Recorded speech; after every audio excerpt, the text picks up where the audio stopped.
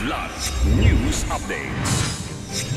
Mga balita ngayon, Alex Ayala wagi sa kanyang US Open debut. Amphibious strike ng Pilipinas at Australia sa Palawan naging matagumpa. Bahagi ng PNP General Hospital na sunog.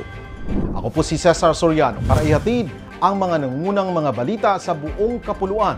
Ngayon, muling gumawa ng kasaysayan ng Filipina tennis ace na si Alex Ayala bilang kauna-unahang Pilipino na nagwagi sa Grand Slam main draw. Ito ay matapos niyang talunin ng world number 15 na si Clara Tauson ng Denmark sa score na 6-3, 2-6, 7-6 at 13-11 sa tiebreak sa first round assignment nito sa US Open.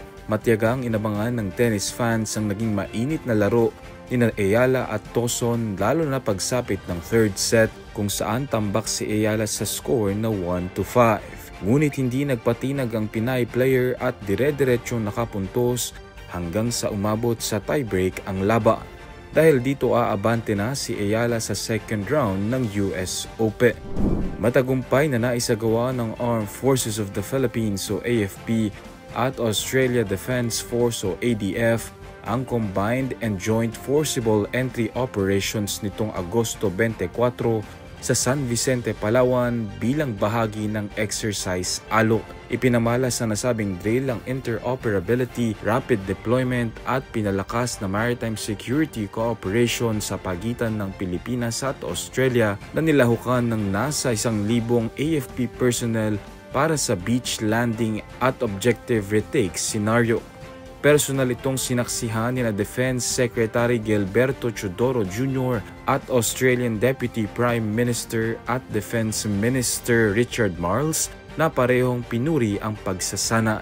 Simboloan niya ito ng advancement ng AFP sa multi-domain operations para makapaghanda ang bawat puwersa ng gobyerno sa mga paparating na hamon.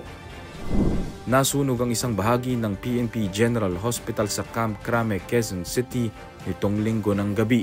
Ayon sa ulat, nagsimula ang sunog 10:06 ng gabi hanggang sa umabot sa unang alarma 10:34 p.m. Agad na sumugod ang mga bombero sa lugar hanggang sa idineklarang fire out ang sunog 11:19 ng gabi. Iniimbestigahan na ang sanhi ng insidente, gayon din ang iniwan nitong pinsala sa ospital. Para sa Kidlat News Channel, ako si Renzel Lenon, nag-uula.